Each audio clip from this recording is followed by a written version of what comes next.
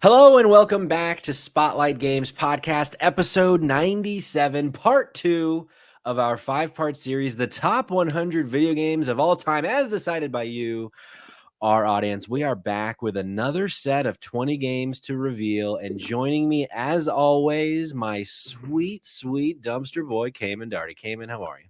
Patrick, Cayman? I'm great. Nothing makes me happier, Cayman. Truly nothing makes me happier than when I get to hear you say, you're great. That's all I want in the world. Yeah. You know what I mean? That's all anyone wants is to hear that. That's all anyone wants. And also joining us today, longtime listener, longtime caller, but first time guest host on this podcast. We've had him on our other podcast before, but on this podcast, the sweet skeet himself, Nick Sawalski. How are you, Nick? Oh my God, you were so right. I am Nick-tastic. Thank you. Nick-tastic. Wow.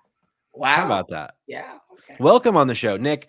We often we're recording this podcast and you're in the chat and we're talking to you through text, but first time we're talking to you with the voice and the face, and I'm thrilled. Thanks for coming by for this joyous occasion. Episode 2 of the top 100. I guess we'll call it joyous until we get pissed off. Wow. Well, yeah, that's a good point. We do have a lot of video game stuff to talk about because this is the Spotlight Games podcast where each week we spotlight the latest and the greatest in the world of video games. You can get it by subscribing to our YouTube channel at Spotlight Games Pod or by searching for Spotlight Games in your favorite podcast app. And hey, you can be on the show by tuning in as we record live Tuesdays normally, but today, Monday at 8 p.m. Eastern time on twitch.tv/Spotlight Games Pod, just like Cash Crow is in the chat. Hey, Cash Crow, how you doing, buddy? So be sure to follow us there so that you're notified when we go live so you can be part of the conversation. Cayman? Yeah. It's October. It's October. Save Trash Cinema, I can almost feel that it's about to be back. It's about to be back, baby. Do we want to tell the folks at home about the thing? Yeah, let's tell the folks at home about the thing. I guess I'll let you tell the folks. I guess that's me. I'm supposed to tell the folks at home about the thing. So, exciting news for the month of October. We actually are partnering up with In Search of Darkness. In Search of Darkness is a horror documentary. They released last year, I believe. It was last year, maybe it was the year before that. They released a 4-part miniseries documentary, docuseries, about 80s horror films, which is, if you listen to anything trash cinema related, you'll know that we are huge fans of 80s, especially 80s horror. We were so delighted that they reached out to us and were like, hey, we love to team up with you guys for the month of October while we are getting ready to launch the next part of In Search of Darkness, which In Search of Darkness Part 2 is going to be covering 90s horror films. And so the first batch is actually going to be about early 90s from 1990 to 1994. And right now pre-orders are live, and because we are a partner, we have an affiliate link. So what that means is if you're interested in taking part, if you're interested in joining on to the campaign, you can do so by using our link. So we're going to drop that link. Patrick, surprise on you. We're going to put it in the podcast description, aren't we, Patrick? Oh, absolutely. And if I just copy and paste it from your text you sent me, that's the right link, right? That's the right link. Chat right now. Right now. Baby's first affiliate link came in. Yeah. So basically what this affiliate link is, if you use our affiliate link, you will get, I think it's 10% or 20%. I think it's 10%. 10% off of your pre-order for the In Search of Darkness Part 1. You will also get a bunch of really cool stuff if you do it. There's different tiers that you can purchase into, one of them being digital only, one being Blu-ray. But if you do any of it, you will be part of the special credits. So at the end of the film, your name will be listed there. Also, because we kind of have to disclose this, we also get a little bit of a kickback too. So we get 10% as well. So if you want to join, you'll help support us, which I think is pretty awesome. And yeah, it's absolutely fantastic. If you don't know what In Search of Darkness is, it's currently on the first series of all parts. The first 4 parts, 10 hours, I think in total, is currently on Shudder and AMC Plus. So for the month of October, if you were getting your spooky season on, and if you haven't watched that, I'm telling you right now, it is an absolutely fantastic documentary all about horror. You're going to hear a lot of really great voices from the horror community, part of that. And you'll support us in the process. So jump on that link and give us some love. Yes, ma'am. And you'll be hearing from Save Trash Cinema next week.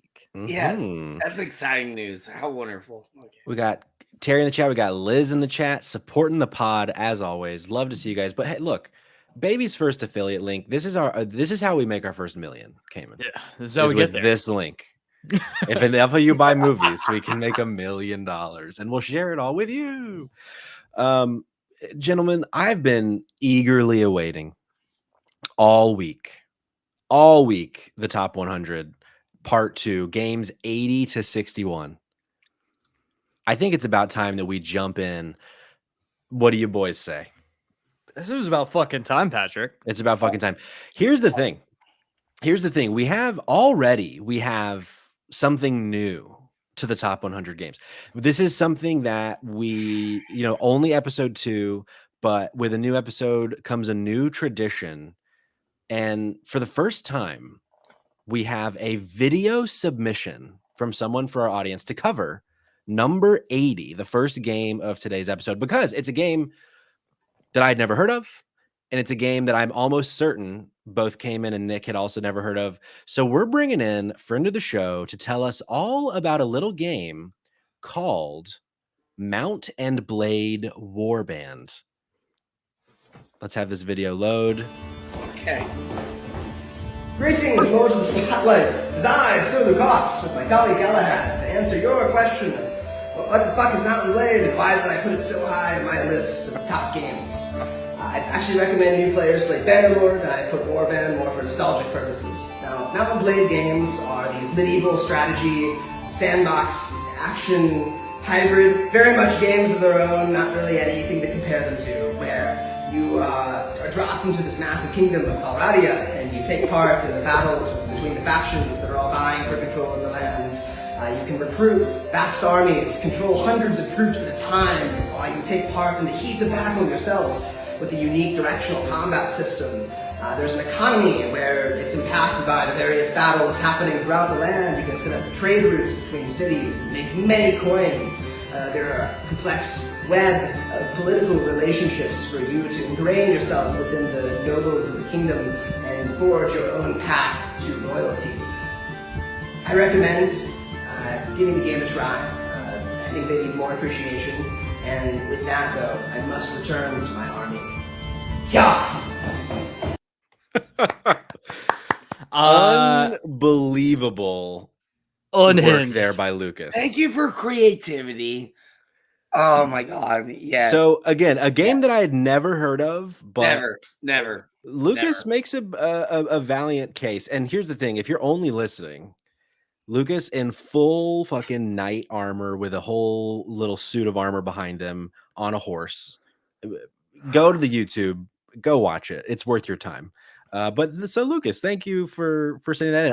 Am I correct in assuming that neither of you have played this game? I've absolutely never heard of this game before, and I'm glad I was on mute when you played that video because I was just hysterically laughing for like a and minute now I and want 30 to seconds. play it because of his enthusiasm. So Yeah. I mean, I want to. it certainly was enthusiasm. But yeah, so released in the year 2010 on the Xbox One, Mount and Blade Warband. I think Warband is an expansion. I think the game is just called Mount and Blade.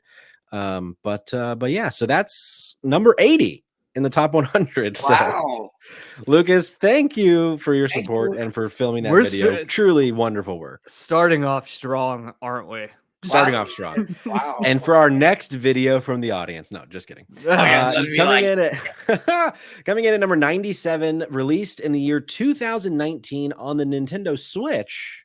So a newer game, Pokemon Sword and Shield. Yes. Thank you. Nick, this is a game that you like a lot, right? Yeah, I put over 500 hours in this game. I hated 500? Yeah, over 500 hours. Oh my god. Whether it was the soccer idea of fighting bosses and the end game and having at least the first time a live world where you could catch Pokemon. Sure. This is the best one. Violet and Scarlet is shit. Like compared to this game. It is. I love when people are like, "Oh, it's just the bugs." It's like, okay, well, you're the same type of person who would buy a truck that has 300,000 miles on it and go, "Oh, well, I mean, it died only after 1,000 miles." No, Sword and Shield is amazing. Like, it's amazing.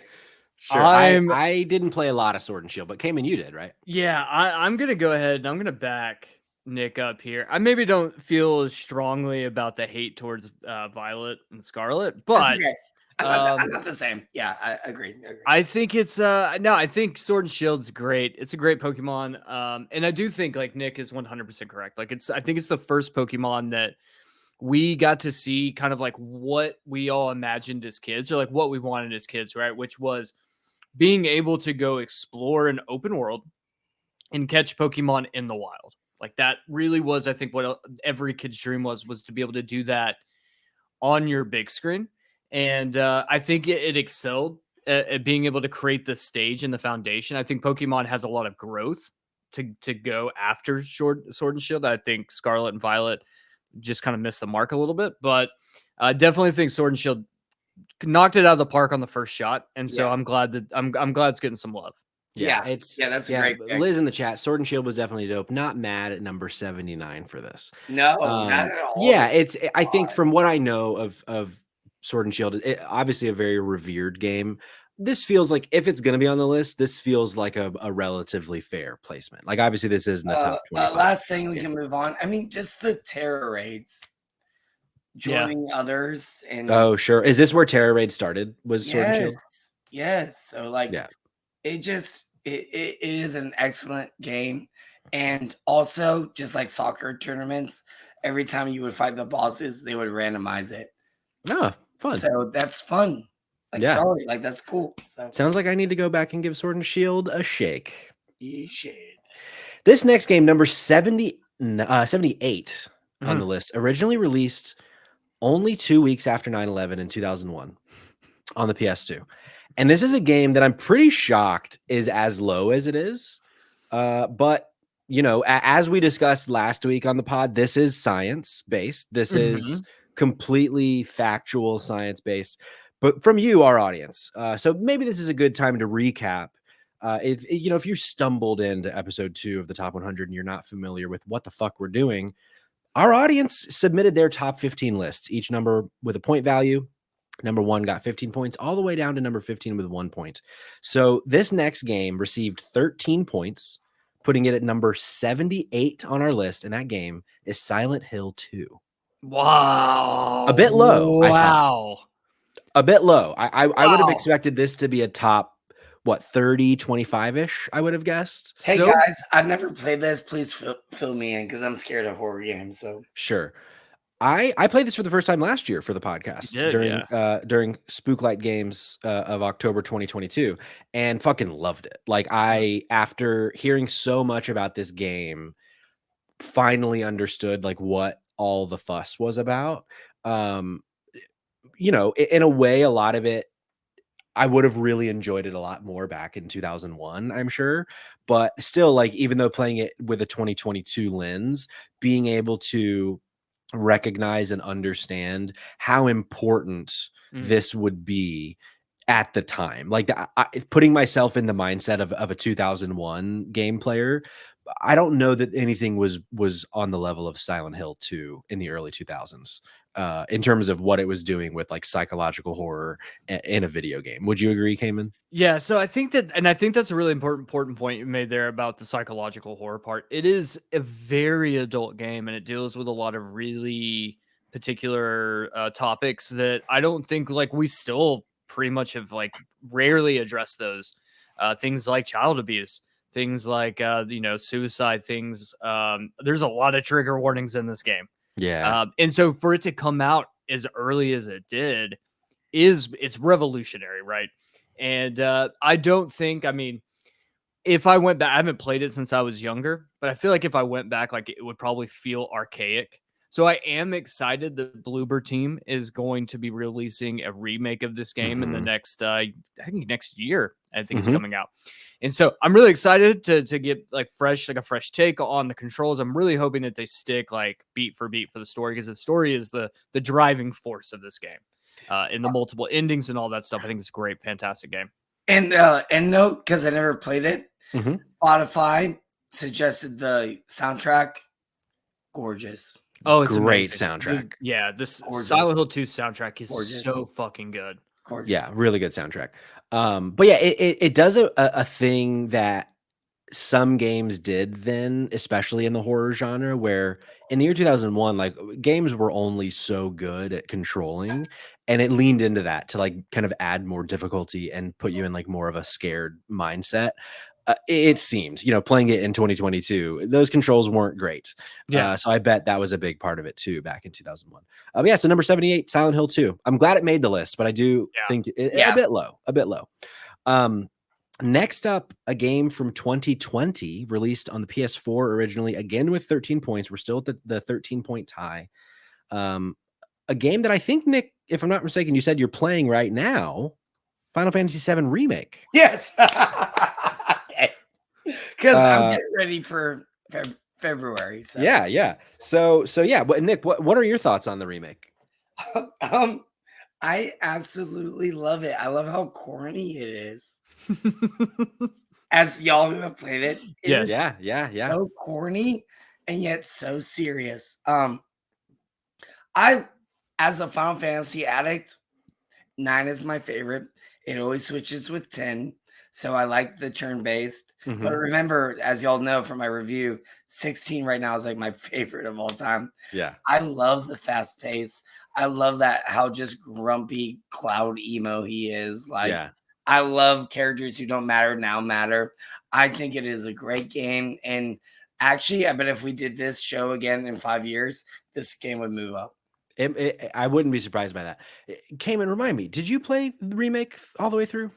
So I didn't actually get through the whole game, but I have played the original Final Fantasy VII. So yeah. I think the combat's interesting. I think that was like one of my weird things where I was like, it was just, I don't know, something about the combat in Final Fantasy VII Remake didn't rub me the wrong way, but just didn't sit with what I wanted at the time. Because what I wanted was like a very authentic turn base at the time. Same. And it's kind of a hybrid, right? So it almost feels a little bit more like Tales game.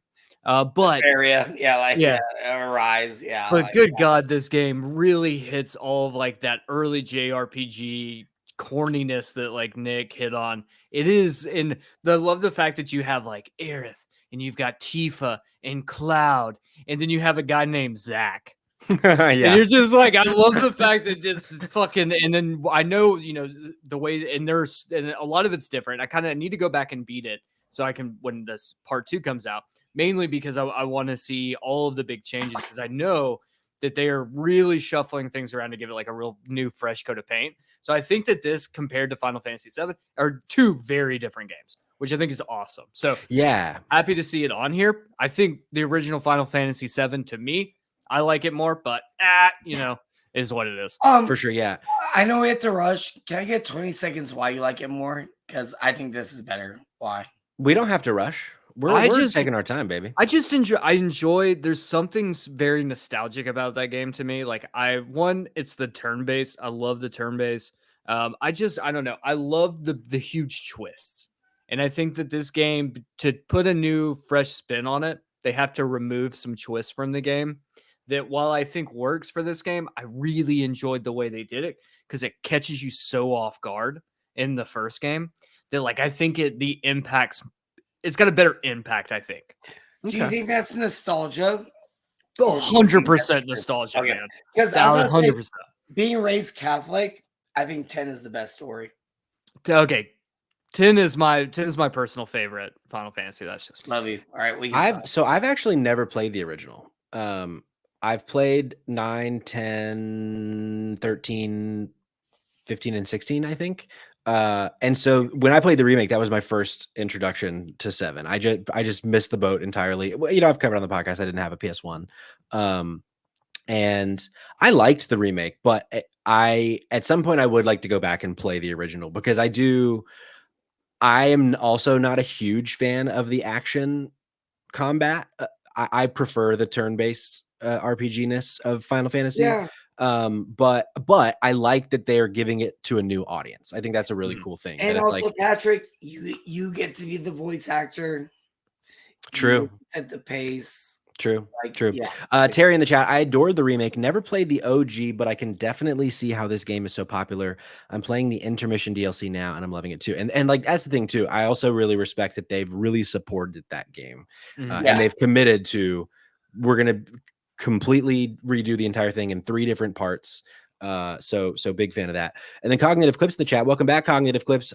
Best update for the remake was the characters not dropping the R word left and right. Didn't know that was a thing.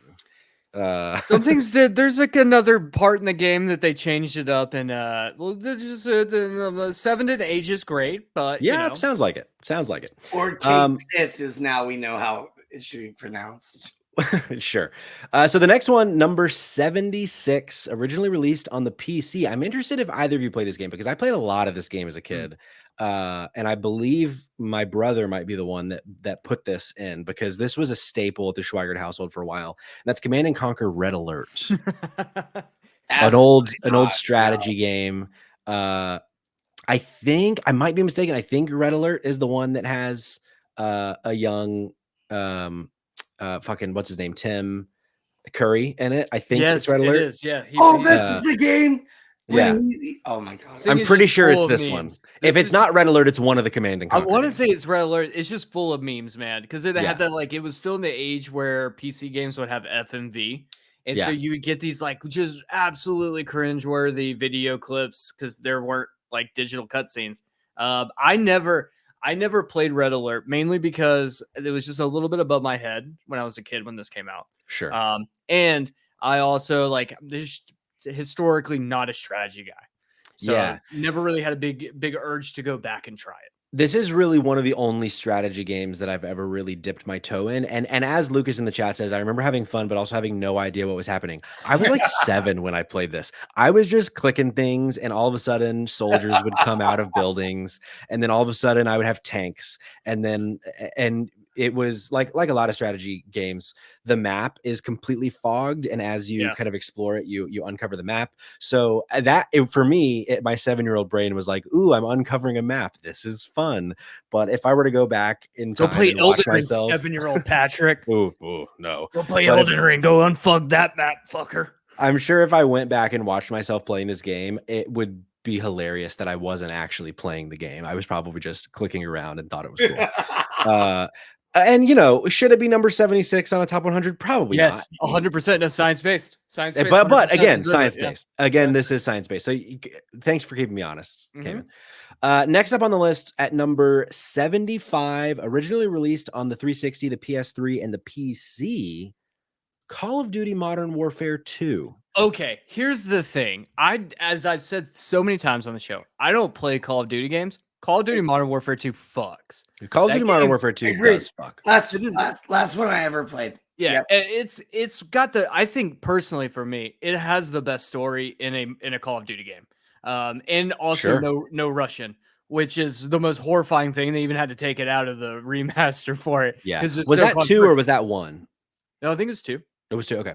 Yeah. Modern Warfare, but like incredible story, and it was like the first time that I think Call of Duty really was set itself as we are the prestige FPS, and I think it starts here. Yeah.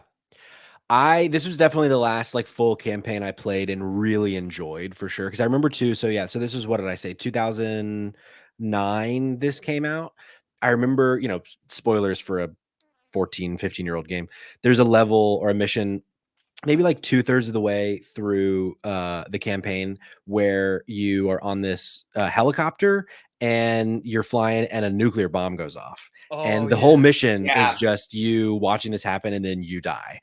And I remember as I was probably 17-ish when this happened.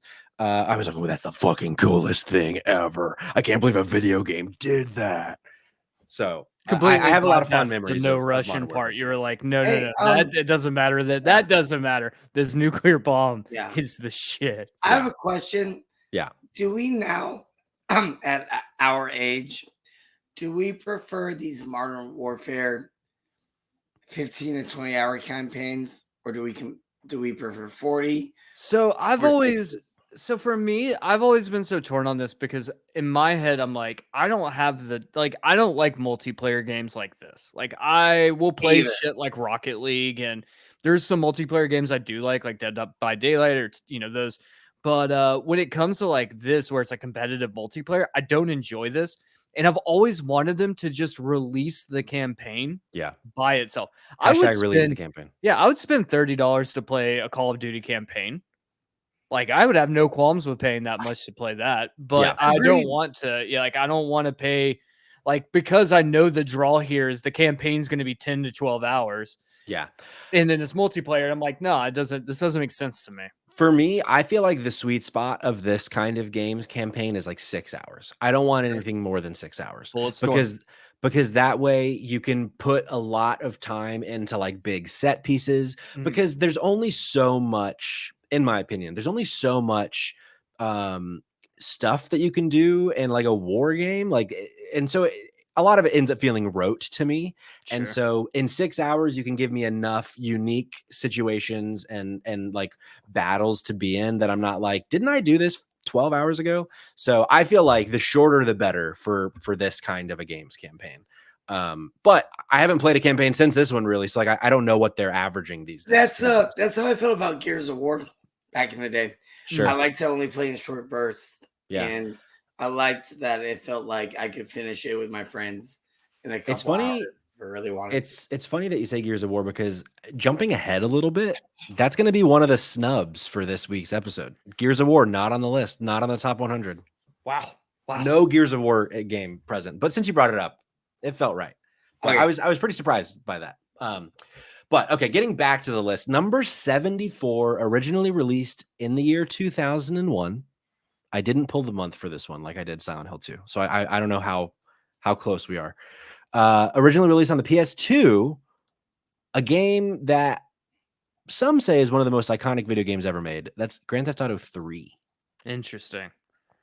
This, for me, I didn't play Grand Theft Auto 3 for the first time until I had like an iPhone 6 and it was on iPhone. That was the first time I played Grand Theft Auto 3. Since I never, as I just said earlier, I didn't have a PS2.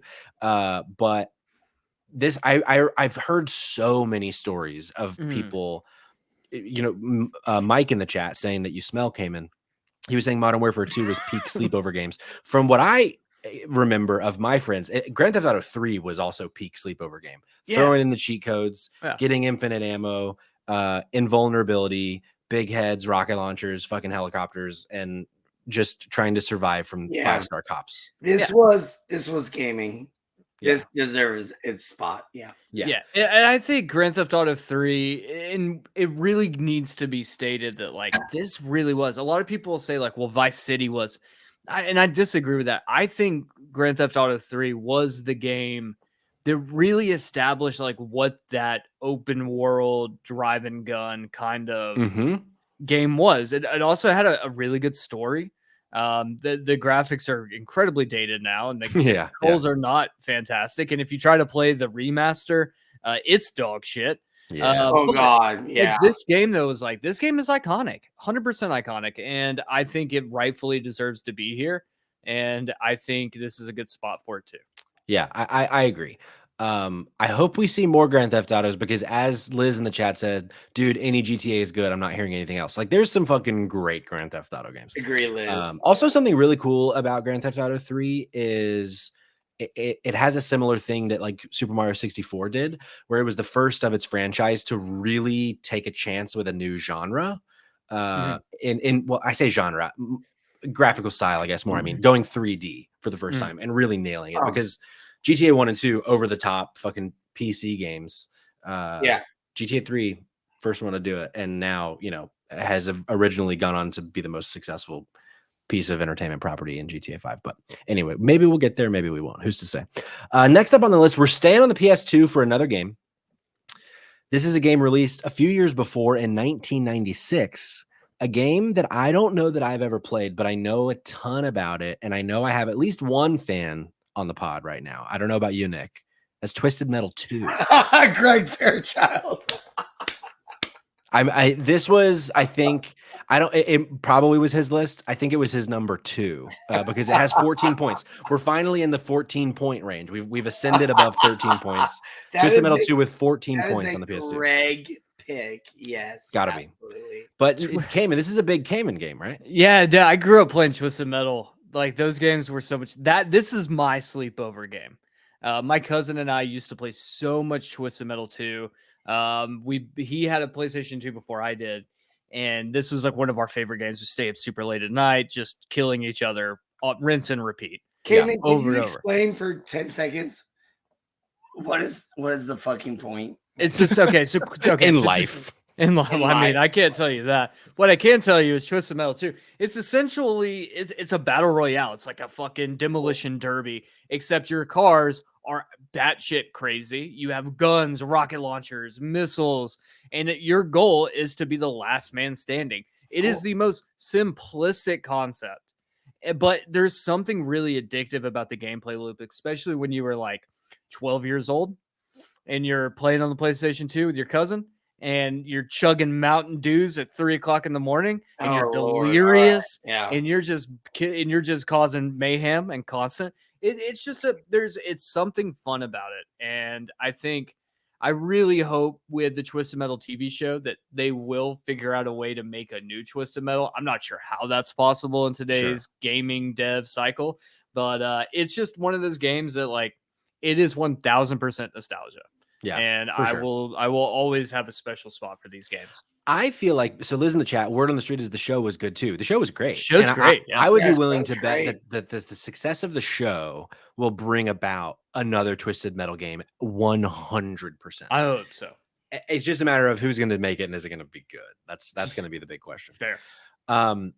Next up on the list, we're going a bit more modern with the next one. Originally released on the PS4, the Xbox One, and the PC in the year 2019. A game called Star Wars Jedi Fallen Order. Which, I feel like this is a great game. One of my games of the year in 2019. I think its sequel this year only improved everything about the formula. Yes. But I can't help but wonder, Nick, earlier you were like, a few years from now, Final Fantasy VII Remake even higher on the list. I wonder if a few years from now, its sequel would take its place in a top 100 I had list. a disgusted look on my face because I was like, this actually, in a few years' time, a lot of people will go, this is not that great of a game. We just enjoyed the storyline, and it was something new with Star Wars compared to the sequel, or it's like, yeah, you might not have liked the villain as much, but it was a much better game, and the sequel is I feel like they really nailed the formula in the second one. Yeah. I think we had notes on the this will podcast. probably be removed from the list in a couple years. Yeah, but See, I don't know. I disagree with you guys. I think What? I feel like here's my thing when it comes to this game. This is the best standalone Star Wars game that's not like Star Wars Pod Racer or not on the list. or Battlefront 2. Like this is, I think, the best Star Wars game. I think it's better than the Jedi, or I think it's better than Survivor. Personally, okay. I think I like the simplicity of more.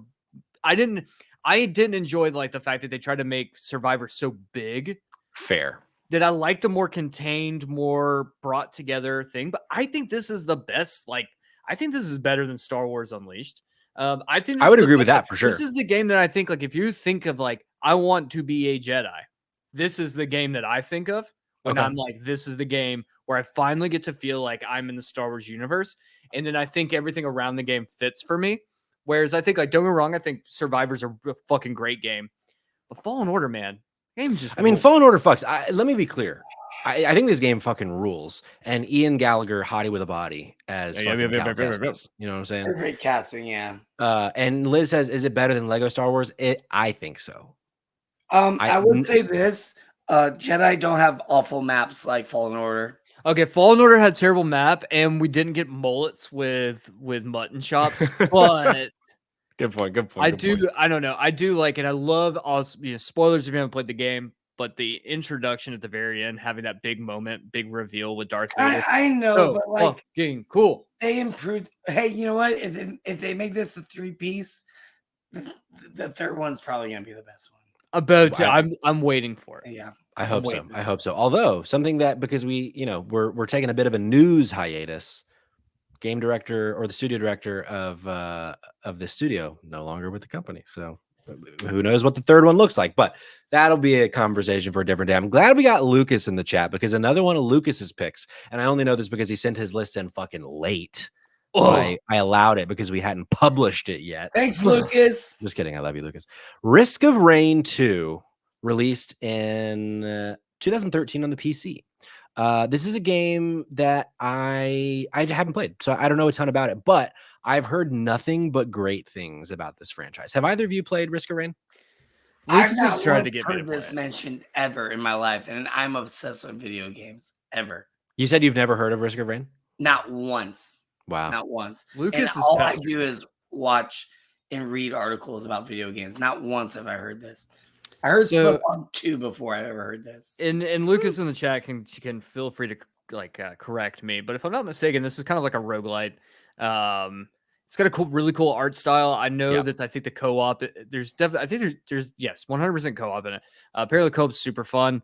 Not really my speed of game, so I haven't played it personally, but I've watched a lot of videos on it, and it does look really interesting. Yeah. And Yep, probably I'm gonna look more it up for now, that. 'cause Probably it's more good. for that Excel doing your taxes PC type of person. But you know. Yeah, I actually this is Risk of Rain is a franchise that I've meant to play literally probably 15 times. Like it's always on sale. It's one of those games where I look at it like it's always on sale. I think it's on Switch now. Like it's always on sale on Switch. I'm like, this feels like too small of a screen for me. So it's a game that I do want to play at some point, especially now that it's number 71 on our list. Apparently the game fucks. So Science says it fucks. But science yeah, says I just put it on my Christmas list because that's the crazy thing is that science, even though Lucas is out in the chat trying to say I'm a science denier, science tells me that this game is better than Super Mario Galaxy 2, Portal. And another 29 video games. So I mean, you can't shake a stick at science, baby. you can't shake a stick at science. Something I can shake a stick at though is our number 70, originally released on the Game Boy Advance. The second of this franchise today, Pokemon Ruby, Sapphire, and Emerald. Even though Emerald is not pictured. This is a game that I've not played. So I will pass this over to you boys because I'm sure both of you have played. Nick's gonna go off. So I'm gonna go ahead and step in real quick. I actually didn't play it on the Game Boy Advance. I played the reboot on the Switch. it's okay. That's right. And This I is the one loved it. that's- I yeah. fucking loved it on the Switch. So and there was like a moment in my time when you're like that try hard kid who's like, it's actually Pokemon, and you're trying to be a douche about it, right? And you just Yeah. refuse. Now as an adult, I'm like, fuck you. I love Pokemon. Suck my balls. Correct. This is where we are right now. I played it on the Switch. I fucking loved it on the Switch, and I was just a little baby back bitch back in the day. Didn't play it on the Game Boy Advance. So, Hell yeah. Nick, take over. Hey, I'm gonna simplify so we can move on. Hey, Cayman, how great were these bad guys? They're great. This is like one of the best set of villains in a Pokemon game. Was And this that's one of the Gen coolest- 2? That you as a young child actually felt guilty about your impact on land or in the ocean and the choices you had to make. Great Pokemon designs, specifically on the legendaries. Look at those two. Great combat mechanics. I love the double teams in the game where you can do two at a time. Yeah, you do. This game is incredible. It is absolutely a top 3 Pokemon game. That's all I'll see. Okay. The villains are. This is what villains should be in video games. This game. Okay. Well, it sounds like I need to go play either Ruby and or Sapphire and or Emerald. You Not have Pokemon. my Yes. copy on the Switch in your hands right now, brother. What if I just pulled it up from below the screen? I Liz in the chat, 1000% Trevor's pick. Sweet, sweet Trevor. He still talks about these games to this day. So I mean, what I'm hearing from every direction is play Pokemon Ruby and or Sapphire and or Emerald. Please. So, all right, I'll do it. Next up on the list, release in the year 2015. Many people say game of the year from that year on the PS4, Xbox One, and PC. The Witcher 3 Wild Hunt. I didn't play this game. What? It's at 69? Number 69. I didn't play Honestly? this game Well, I guess until. I'll fucking go. No, actually, no. I did play this the year it came out, and I was fucking obsessed with this game. Oh, yeah. Fucking Oh, great yeah. game. I so often think about going back and replaying it, but then I'm like, oh, I don't have 115 hours just lying around. But fucking such a good game. And this is something that I think is really cool about this game, that it easily could have missed the mark on. It's the third in a franchise, but it didn't matter. No, not It the slightest. like it seemed to me if you had played 1 and 2 on the 360 or PC originally, that there would have been context that you would have would have elevated the story. But as someone who hadn't played those, had no idea who the fuck Geralt of Rivia was, he just went all the time. That's all I knew about this man. I wasn't lost in terms of the story, and it's so fucking good. The combat, a bit of a learning curve, but once you get past that, it feels so good. The world, there's also a moment in the game, this isn't necessarily a spoiler, where you've been playing the game for like 65, 70 hours and you've like, oh man, I'm about to finish this game. I've finished this massive map. And then you take a mission and you go to a new map that's like the exact same size. It's like, oh my God, this game is so big.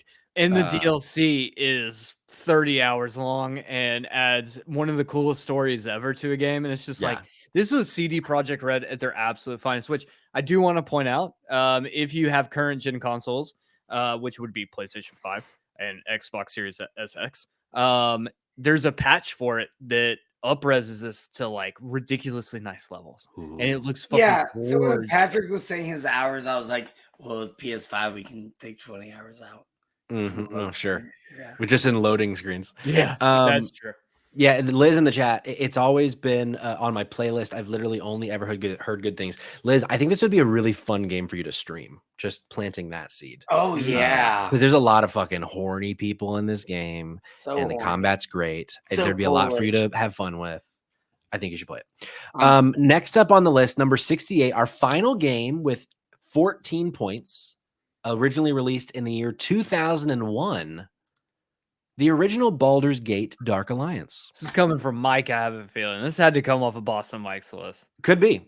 This is a game. So I played either Baldur's Gate Dark Alliance 1 or 2. I forget which one I played because this was on the PS2, the Xbox, and the PC. But I think Baldur's Gate 1 originally was just on console. So I think I maybe, like, it probably also came to PC, but I think it released originally on console. I loved this game. It was, I think, probably my first dungeon crawler, and like the last one I played for like 15 years, probably after I played this. But really, I remember having a lot of fun with this game, and it being, in 2001, a game or a year that we've seen a lot this episode. At that time, I was like, I had never played anything like this before. Have either of you played the original Baldur's Gate? No. I actually missed the first Baldur's Gate. I think if I remember correctly, I played Dark Alliance 2. Okay. But I never caught that. What I will say is if you haven't played Baldur's Gate 3 yet, just go fucking play Baldur's Gate 3 because that game's fucking stupid good. Yeah, it's great. Currently my front runner for Game of the Year. So boom. You heard it here first, folks. Next up on the list, we are now into the 15-point range. So any of these next games that have 15 points, maybe they were number 1 on someone's list, or maybe they had a few different votes that got them up to 15. And first on that list, released in the year 2005 on the Xbox, the PS2, and the PC, and the GameCube, I think, actually. Definitely the GameCube. Star Wars Battlefront 2. Okay. Fucking great game. I feel like this is a great place for this game. I totally agree. Yeah, the amount of hours they talk this game specifically. Yeah. The amount of hours I spent playing this game, both online and with friends at home, because so the first one was also great, but the second one brought in, as you can see if you're watching the video on YouTube or on Twitch, brought in the Jedi and the Sith that you could play as. So you could be fucking Yoda running around Yavin 4, playing a whole bunch of other people that are also either Jedi or Sith or heroes. Like there's fucking Han Solo or Boba Fett too. Such a fucking fun game. I played this so much. I think Cayman, you and I probably played this a lot too together in high school. This game fucks. Yeah. Fucking this is, I would say this is the, and someone out there is going to scream heresy because they're going to be like, but pod racer. Like, okay, you got to race pods. And yes, I know that game was so much fun. This was the first good Star Wars game. Agreed. Pod racer was just too extreme, hectic, hard to control. Oh yeah, it's a fucking nightmare young age to how to adjust your your bod. Yeah, it was. Well, it was a racing game. Like, no disrespect Yeah. to the genre, but like, especially when we hadn't been able to do it yet. When we were kids, all we wanted to do was be either fucking Jedi or Sith. Like, that's all we wanted to do. And this was one of the first times that they let us do that, and it was actually really fucking good. Yeah. So, really, really good. Really good pick. Luke is in the chat. Mos Eisley Heroes mode only. That's I was thinking Mos Eisley, not Yavin 4. Good call. So fucking good. Take me back. Next on the game, this one I was a bit shocked by. I'll be honest. This was number 1 on someone's list, so it only got 1 submission. But apparently, this game left such an impact on this person that it's their favorite game of all time. Released this year on the PS5, the Xbox Series, and the PC. Hogwarts Legacy. Wow. So a game I've still not played yet. This is a game I will play by the end of the year so that it can be part of our game of the year discussion. Here's the thing. This game's great. Like, if you remove the discourse aside and you set aside like J.K. Rowling's bullshit, and we've discussed that ad nauseum on the show. On the show, for sure. Just speaking about the game itself, this is going to be the only time that I think you're going to play a game. And if they make a sequel, obviously, which I think they probably will, because this thing sold really fucking well. Yeah. This game is the closest you will ever get to living inside of the Harry Potter universe. And it feels wonderful. It feels amazing to walk around Hogwarts. It's so much fun to fly around. The story's actually really good. I love it. Nick, go. Okay. It does not deserve. It should be 98 or 99. Science. So no Quidditch matches. Fair. They repeat the same enemies. Your main villain doesn't really have a main purpose for why he's a bad guy.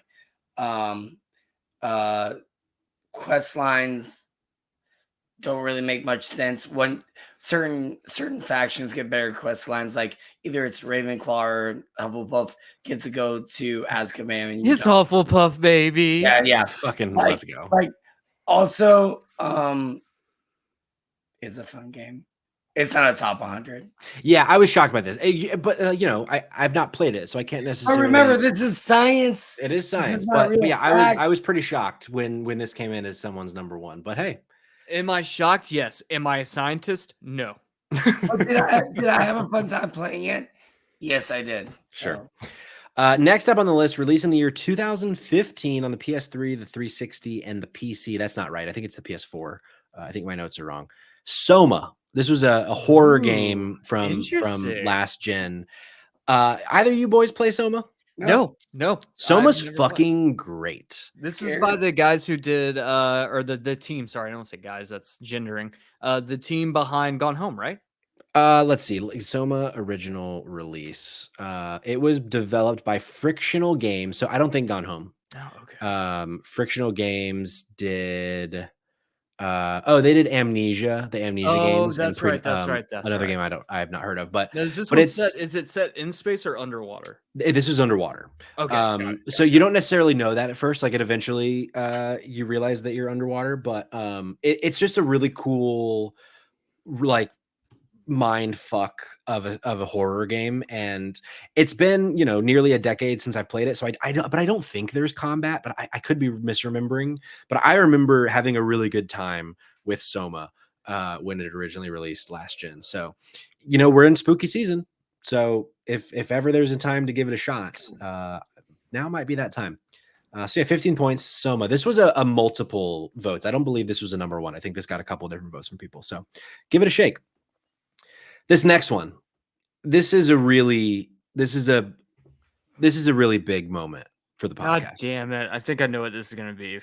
This, for a lot of people say this is the best game ever made. A lot of people say they'll never play this game. Yeah.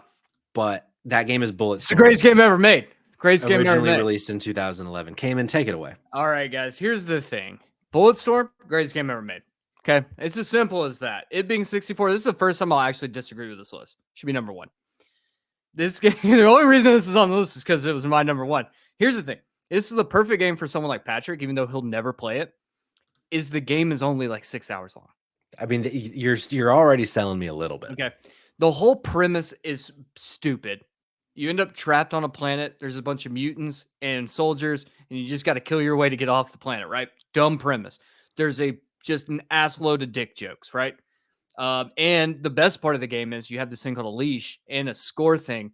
So basically, you get points for killing people in very inventive ways, and you use those points to be able to upgrade your weapons, to get more ammo. You can spend them on whatever, right? And there's nothing more cathartic than running up, kicking someone, grabbing them, launching them in the air, shooting them with a flare gun, watching them fly 50 feet in the air and then explode into blood and guts, and it just pop up on the screen, fireworks, and then you get Amazing. 200 points for it. And so like the whole premise of the game is just to try to make you be as wild as humanly possible on like how you destroy everything. If you can get past like the incredibly dated, inappropriate humor, because it's at moments there's moments where the game's sexist and there's a female character who will literally threaten to chop your balls off for making misogynistic comments, which is pretty funny. It's great. Yeah, I love it. Tons of dick jokes. It is incredibly gory. You can kill people in so many fun, violent ways. I love if you've never played Bulletstorm, it's on PlayStation Plus right now and part of the catalog. I think it's on Game Pass as well. If it's not, you can literally get a copy for like $5. There it is. Just I'll download it. Play this game. I promise you can finish it in a sitting. And by the time you're done, you're gonna have a huge grin on your face. It is so stupid. And that's, I think, the perfect thing about video games is when they're dumb as fuck like this. Yeah, it seems, as an outsider, obviously this game is a bit of a bit on the show. It is, but it seems from my perspective as someone who's never played it, fun the video game is what it seems like. Is just if you want to have a good time and blow shit up, that's Bulletstorm. I do think it's also worth mentioning we did have there was only one submission we received that didn't have anything tallied from it. And it's because on each line they just spelled out not Bulletstorm. So number 1 was N, number 2 was O, so on and so forth until it spelled out not Bulletstorm, which really gave me a hearty laugh. Whoever that was out there, if you're listening or if you're watching, thank you, because they gave me a very good laugh. Just play the game. You'll understand why I love it so much once you play it. If you know me personally, you'll know why. So yeah, Bulletstorm number 64. Coming up next, number 63, released in 2021 on the Switch. This is another one of those ones where I was pretty disappointed that this made the list, just for my own opinion. I fully understand how renowned this game is and how many people loved it. I just didn't, and I tried so many times, and that's Metroid Dread. Yes! You like Metroid Dread a lot, Nick? Oh my god, it is a brilliant video game. Yes. Tell me why, because it never clicked for me, even though I tried probably 6 different times. I'm about to replay it because it is October. It is a spooky season game. First Metroid real game, because a 90s baby, sure, SNES baby, that Metroid didn't do anything for me. It was terrifying to me. It actually scared me. You got the little Metroid Dread amiibo on deck. Yeah. The puzzles were difficult. The bosses were difficult. The combat, as long as you learned the patterns, you could win. But the terror and the having to focus the whole time. Because my problem, and I think a lot of us have with video games, is that we always have to be thinking all over the place. Sure. A billion zillion things at once. You need to be focused on your path and how to fix that path.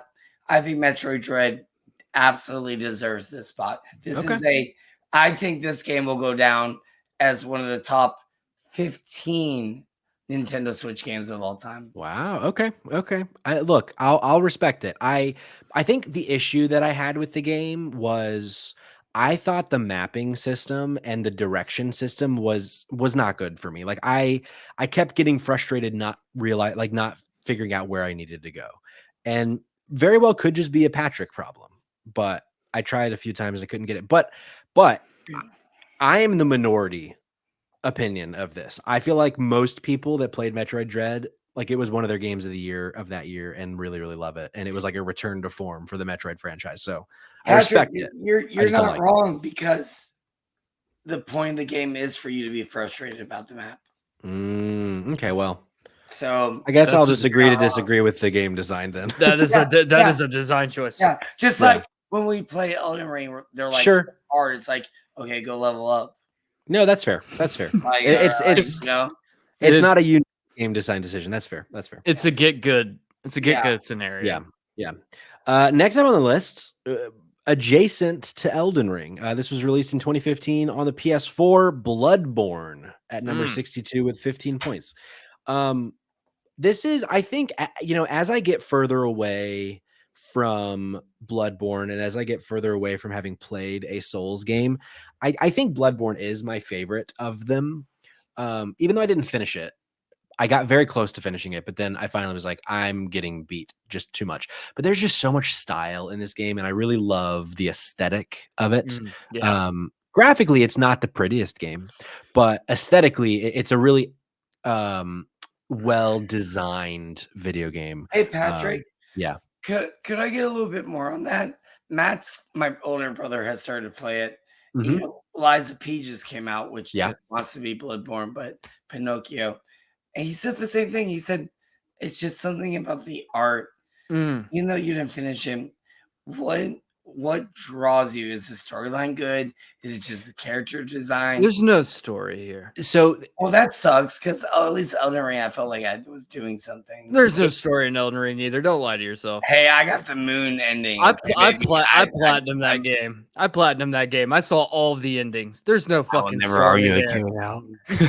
So, like most From Software games, it's not very narrative driven. It's more like lore driven. So there's a lot of things that you can pick up. All the items, like there will be like story within the items of like describing the past of that item and shit like that. But the world that they built, there's a really cool, I can't remember, and came in. Did you play Bloodborne? I did. This is the only time I've broken a controller was playing. There Bloodborne. you go. What was the mechanic called? Was it like insanity or something where there was something where as you died more, you got more of a thing, and then like at some point, like the entire world changes in Bloodborne. But I can't remember what the thing is that I'm talking about. Do you remember what I'm talking about? That's in Sekiro. They do that. I'm not sure if so. There is a mechanic in it in which if you use a certain item too much, you become more beastly, because that's kind of like the whole thing is the world's infected by this like infection that causes people to turn into like ravenous monsters. And I'm trying to remember what the mechanic is there, but that's kind of how it is. Insight. It's called Insight. So I think to Patrick's point, this is the best HP Lovecraft game that's not based on HP Lovecraft anything. Sure. And like and I will say this about Elden Ring as well, the games are ugly, but it's an aesthetic choice where like the character models don't look very good. And I think that's the issue. It's like the character models don't look good. The environments always look amazing. Yeah. And it's the way that the atmosphere of the game is like the world you're in tells the story, even though there really is no story. Your thing is like whether it's Dark Souls and trying to like ignite a flame and whatever the fuck that means, or Elden Ring, which I couldn't even tell you what the fuck Elden Ring is about, and I put over 100 hours in it. I have no fucking idea. Bloodborne's similar to that. I think Bloodborne is just one of those really. It's just such an interesting game because there's really nothing else like it outside of, I think Lies of P has tried to emulate that. Yeah. And then you have, I think, like Blasphemous, which it's a side scroller. So like you don't really get that. But I think like there's a couple games that I think try to take that style and bring it forward, or like carry that style onwards. Whereas like Bloodborne, I think, was the one that originated like this very overt gothic nature to every single aspect. And also the first boss just made people quit the game. Oh, for sure. But I felt like with Bloodborne 2, I think, as we've said a couple of times, like they're not very narrative forward, but the way that Bloodborne, you start out and there's obviously something wrong with the people of this land, whether it's a plague, whatever it is, like you kind of uncover that as you go, but it's very clear. I feel like more so than the other From games that I've played, it was very clear. Oh, I am a character that is now in this world that is trying to essentially save this world from the thing. And there's not a whole lot more than that in terms of story that I experienced, but it was clear enough in the way that the world is built. It's very rewarding as you go through it and unlock, which is a very From thing, your shortcuts and things like that. But there was a lot of the way that enemies were placed and like different groups of them and bands of them, like each encounter kind of told a story too that I really liked. It just got to the point where it just was a bit too punishing for me. And it was just hard to really enjoy. Brutally difficult game. Yeah. But yeah, so that's Bloodborne. Bloodborne, great game. I think this probably for me feels like a good place. I'm sure there would be people that argue it would be way higher, but Nick, have you played many From Software games, if any at all? Remember, Elden Ring was the first one. Other than Elden Ring. I tried to play Bloodborne. Okay. I could not get past the first boss, and I said, "This shit is fucking stupid. Why would anyone?" Sure. Well, this brings us to our final game of episode 2, number 61, released in 1993 on the Game Boy. Oh. The Legend of Zelda Link's Awakening. Oh man. Another game that I was surprised. I think this only made one person's list as their number one. Maybe it was a couple people at something lower, but this is another one of those games where like is universally considered like one of the top 15 games ever made. So the fact that it's 61, such a weird game, is wild to me. But I will say, as someone who has played most of the Zelda games, not all of them, but like 85 or 90% of them, I like Link's Awakening, but it's not my favorite of the 2D Zelda games. And it's also, I prefer the 3D Zelda formula. Are you a Minerva's Cap? What was your favorite? I did like, I just played the Minish Cap. I was the Minish. What's the Minerva? Yeah. I really loved the one on 3DS. A Link Between Worlds, I think it was called. Mm-hmm. I really loved that one. Yeah, what's up, man? Is this the Game Boy or the remake? So they didn't specify. I just said the Game Boy version, but if we combine, we could count the remake one too. If we combine the two, this absolutely deserves its spot. Sure. And I liked the remake too. I played the remake and I liked the remake. I love the remake so much. One, it is absolutely fucking adorable, and two, the music. The music's incredible. But I think there's something really interesting about Link's Awakening, because the way they use assets is, I think, one of the most brilliant things ever. They just reuse assets from other Nintendo games. That's true. That is cool. And it feels like a fucking fever dream when you play it. And there's something really magical about that. Like, we'll never see anyone do this shit again. Sure. And which makes sense with what the plot is without ruining it. We get it, Nick, but no one will ever take a risk for something like this. And I think because of that, that's why this game is so cool and so different and unique. And so for me personally, I love it. I think this is a rightful spot to have in this chunk. So I think it absolutely deserves to be on the list for sure. It's a really iconic game, and it for a lot of people, this is their favorite Zelda game. So, hey Patrick, are there this doesn't spoil anything, but are there other Zeldas on the list? I will say there are other Zeldas on the list. Are you fucking kidding, Nick? Of course, there's going to be more Zelda on this. Yeah, but the reason I asked was like, that's honestly a really good spot for this game. I mean, something so out there, fever dream. If you're new to the game, we won't spoil it, but like, starts easy, gets progressively harder. Dungeons get more, as they progress, they get more difficult. Spells, the environment, the story. This is just a really well done Zelda. Actually, no, it's a really well done Nintendo game. Yeah, so it does deserve its spot. It really does. Something that I think is interesting, and this is a bit of a teaser for future lists. This is one of many Zelda games on this list, and it's only number 61. This is the first Zelda game we've had, and it's 61. So goes to show Zelda being on the list as many times as it is, and the first one is all the way down at 61.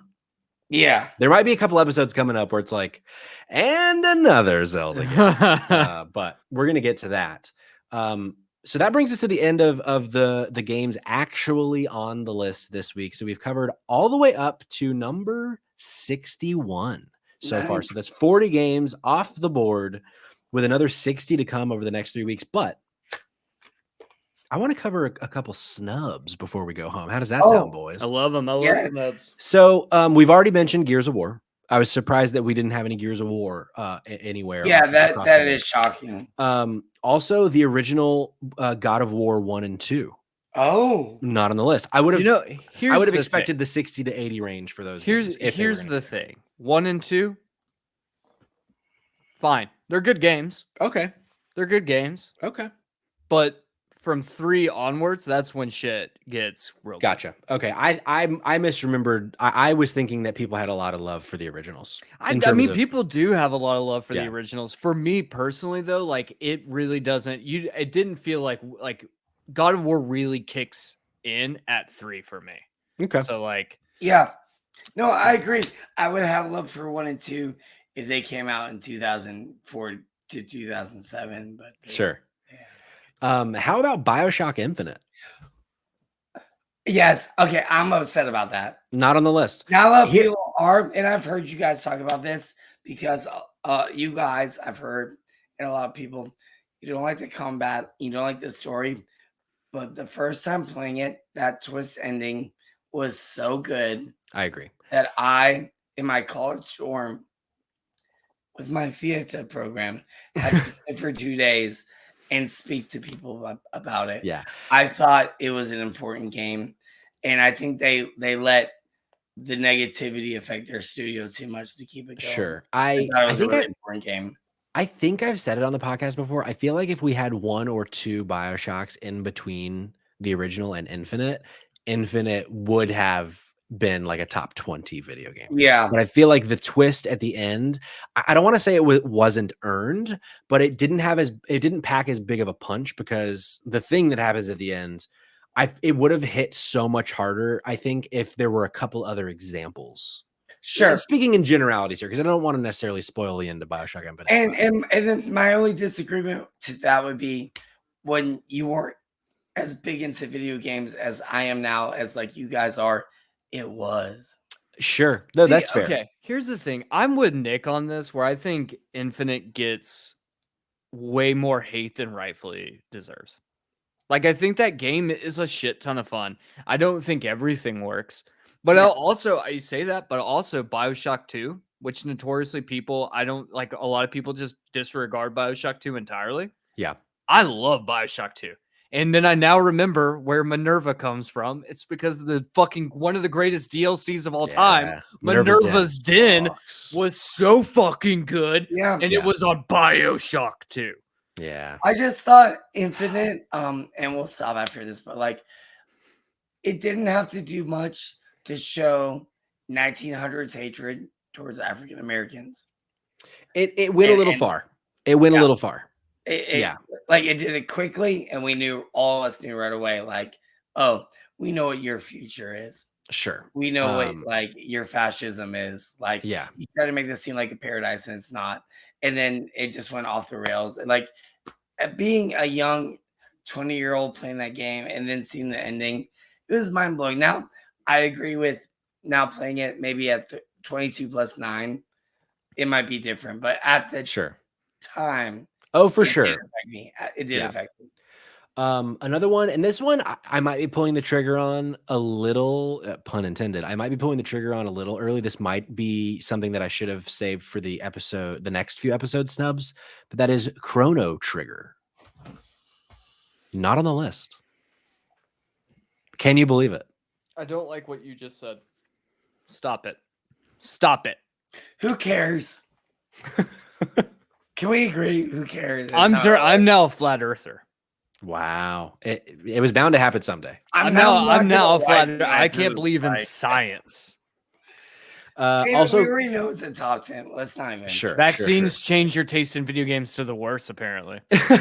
Well, Chrono Trigger not being on the list, I think, is a part of a bigger theme of our top 100, which is a theme of recency bias. I of mean, there also, being- is it recency bias or is this also like our audience maybe not be as big into old JRPGs? Maybe. I mean, came in next. Someone's gonna say The Last of Us is better than Chrono Trigger, so you know. I mean, I there are a would lot be of people shocked who if would The think Last that. of Us is the #1 game on this list. Find out in 3 weeks when we reveal the #1 video game. How about, and this one goes along where like this, maybe our audience is a little too young. The Curse of Monkey Island. See, here's the thing. Matt Sawalski is upset. Here's the thing. Doesn't phase me in the slightest. I've never been a big point and click adventure guy. Sure. So this doesn't impact me, but Chrono Trigger, get fucked. I bet if you got, I bet if you and Matt hung out and you played that all night, you'd be like, "Yeah, this is in my top 100 games." If I'm allowed to hang out with Matt all night, I will gladly do that. Yeah, no, Monkey You'll do a Island lot of game. stuff A if you Monkey hang out Island with game should be in the top 100. Yeah. Only a couple more, and then we'll send you packing on your way home.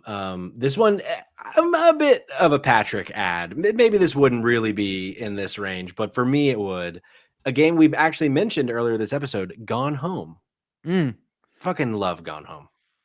Okay. Can't believe it didn't make it. It was on my list, but it didn't great make it. game. It didn't get enough points. Okay. An amazing game. Sorry. And another game that one of Cayman's favorite games, at least of the last few years, It Takes Two. Not on the list. No, Such a I'm great with you, fucking game. Cayman. Such a great fucking game, man. Not on the list. Just remember, it was Game of the Year a couple years ago, and everyone was wrong but me. Everyone was wrong but you. Didn't make the list. There it is. Boy. That's my boy. He's got his props standing by. It Takes Two on the PS4 physical. So that's our list. So let's do a quick recap. From 80 to 61, Mount and Blade Warband, a game that one person played and he sent in a video about. Pokemon Sword and Shield, Silent Hill 2, Final Fantasy VII Remake, Command and Conquer, Red Alert, Call of Duty Modern Warfare 2, Grand Theft Auto 3, Twisted Metal 2, Star Wars Jedi Fallen Order, Risk of Rain 2, Pokemon Ruby, Sapphire, and Emerald, The Witcher 3, Wild Hunt, Dark Alliance, Baldur's Gate 1, Star Wars Battlefront 2, the original one, Harry Potter Hogwarts Legacy, Soma, Bulletstorm, Metroid Dread, Bloodborne, and at number 61, Link's Awakening. As I said, we are 40 into the top 100. Come back with us next week. We're going to be back on Tuesday at our normal day and time, Tuesday at 8 p.m. Eastern time on twitch.tv/Spotlight Games Pod to reveal games 60 to 41. And folks, it's going to just only get spicier from here, because we're getting to the point where we're inching closer to the top 20. Games are going to, there are some games next week that people are going to be like, why the fuck is this anywhere? And it's in the top 50. So make sure you come back next week. But Nick, thank you so much for joining us. Thank you, guys. It only took a few years, but we finally had you on the show, and I had a blast. I hope you you did got too. me on every other show, so it's okay. Sure. But Nick, are you on social media in a way that you want to plug on the show or no? Yeah, since I do fitness so much, You're so Nickery, NICKERY_John, Nickery John. JOHN. So I am a big nerd and a fitness guru. So Hmm. I am a head coach at Orange Theory Fitness in a certain town near Woodstock. There you go. Other than that, I just play video games with these boys, Hell and yeah. I send them emails about my reviews of games. So Love it. that's it. Please never stop. Cayman, where can the good folks at home find you in Safe Trash Cinema? Yeah, you can find me on Twitter at the Dumpster Boy. That's me. And Save Trash Cinema, you can find on all socials at Save Trash Cinema. We have a massive back catalog where you can actually listen to Nick on a couple episodes. There, if you just search Save Trash Cinema. And we're going to be coming back. The plan is we'll have our first episode back next week where we kick off our relaunch of Save Trash Cinema. And so stay tuned for that. We've got some big stuff coming up. And also make sure to, if you didn't earlier on, if you were late jumping in, go ahead, go in and get that on that affiliate link if you're into horror, and do In Search of Darkness for the 90s. I think you guys will all really enjoy that. Also, just one last thing I want to point out. The Braves just beat the Phillies. Yes, They came back. No, they did. No, they We did. came back, won 5-4, baby. 5-4. Let's go. Oh my god. Oh my god. Let's go. Fuck the Phillies, man. You can follow me at Patrick Schwag. You can follow the pod at Spot Games Pod on Twitter, and then Spotlight Games Pod everywhere else. Go Braves. Go Spotlight Austin Games. Riley. Let's go. Braves. Until next week, Star Fox 64 still about.